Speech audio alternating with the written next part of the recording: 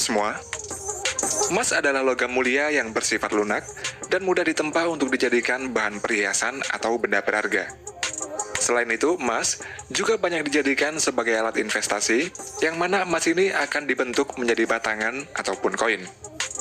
Dan berikut ini adalah proses singkat pengolahan emas. Emas dapat diperoleh dengan cara menambang, dan untuk menambang emas ada dua cara, yakni menambang emas dengan cara konvensional dan cara modern.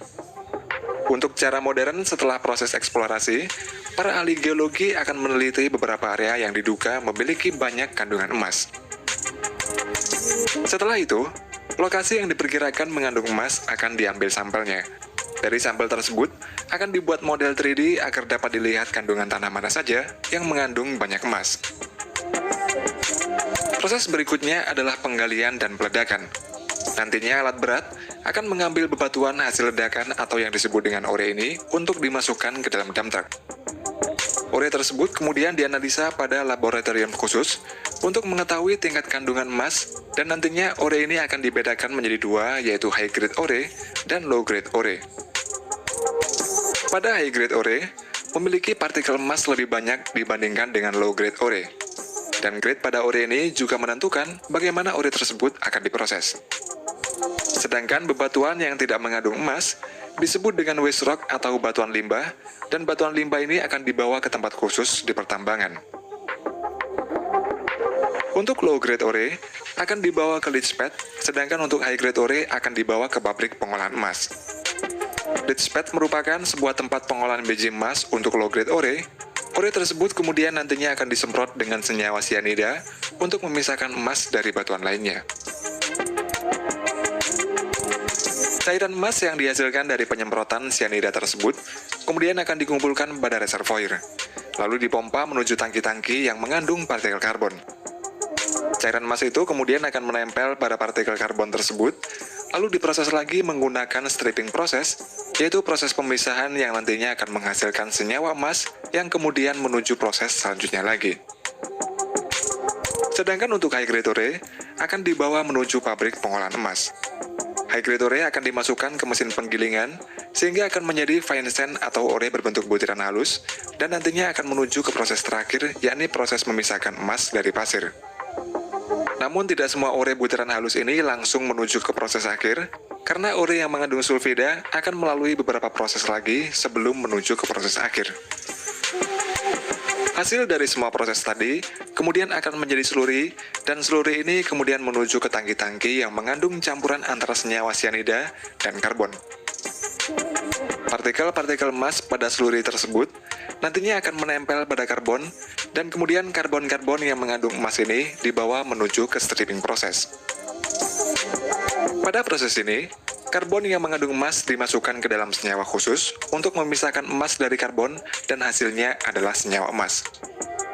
Senyawa emas akan diproses lagi menggunakan proses elektrosemikal. Proses ini mirip dengan proses pelapisan krom pada komponen mobil, dan hasil dari proses elektrosemikal ini adalah recovery gold atau emas recovery. Untuk selanjutnya, recovery gold ini dilelehkan pada furnace pada suhu 2100 derajat Celcius. Kemudian dituang ke cetakan yang nantinya akan menjadi emas bentuk batangan atau disebut juga dengan dorbar. Dorbar ini terdiri dari 85% emas dan 15% perak, dan nantinya dorbar ini akan diolah lagi menjadi emas murni bullion. Bullion merupakan istilah umum untuk menyebut emas atau perak murni dengan kemurnian minimal 99,5% dan berwujud batangan ataupun koin untuk dijadikan aset investasi. Untuk emas murni atau emas 24 karat, biasanya hanya dipakai dalam komponen elektronik saja. Sedangkan untuk membuat perhiasan emas, tidak digunakan emas murni sebab logam emas yang memiliki kemurnian tinggi akan semakin lunak. Dan oleh karena itulah, emas harus dicampur dengan logam lainnya agar emas tersebut bisa menjadi perhiasan yang kuat dan memiliki durabilitas yang tinggi.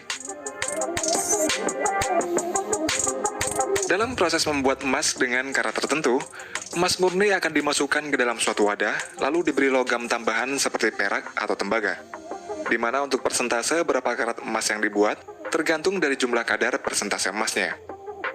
Untuk emas 18 karat, berat kandungan emas murninya sebanyak 75%, sedangkan sisanya adalah logam tambahan dan begitu seterusnya.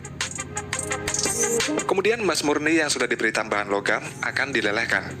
Seperti emas 18 karat, membutuhkan suhu 926 derajat Celcius agar meleleh, dan jika emas 14 karat, membutuhkan suhu 879 derajat Celcius agar meleleh. Perbedaan suhu tersebut dipengaruhi oleh jumlah kandungan emas murninya. Semakin banyak kandungan emas murninya, maka suhu yang dibutuhkan untuk melelehkannya juga akan semakin tinggi. Dan setelah meleleh, emas tersebut kemudian dituang ke dalam cetakan dan dibiarkan sampai dingin. Selain berbentuk batangan, emas juga berbentuk koin. Salah satu perusahaan yang membuat koin emas adalah Austria Mint yang berlokasi di Vienna, Austria. Pembuatan koin emas ini menggunakan gulungan emas seberat 997 kg.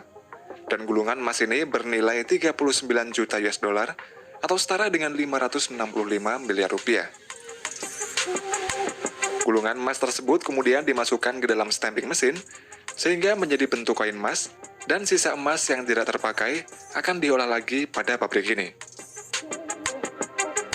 Kemudian koin emas tersebut dimasukkan ke dalam coining mesin, dan pada proses ini koin-koin tersebut akan dicetak menggunakan cetakan khusus pada bagian permukaannya. Dan setelah dicetak, nantinya akan dicek terlebih dahulu kualitasnya, lalu dikemas dan siap untuk dikirim ke konsumen.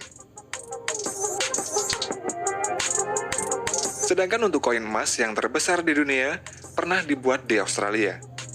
Koin tersebut dibuat oleh perusahaan Perth Mint dari Australia dalam rangka menyambut kedatangan Ratu Elizabeth ke kota yang berada di Western Australia. Koin emas ini memiliki berat 1012 kg, terbuat dari emas murni 99,99% dan memiliki diameter 80 cm serta tebalnya 12 cm. Pada pembuatannya, emas yang sudah dilelehkan pada furnace dimasukkan ke dalam cetakan. Lalu emas tersebut dibiarkan hingga mendingin selama beberapa jam. Setelah itu, diangkat dari cetakan, kemudian bagian permukaannya dipahat secara manual, lalu digosok menggunakan alat khusus agar mengkilap. Untuk nilai koin emas yang terbesar di dunia ini ditaksir mencapai 53,5 juta US dollar atau setara dengan 775 miliar rupiah, dan membutuhkan waktu sebulan untuk membuatnya.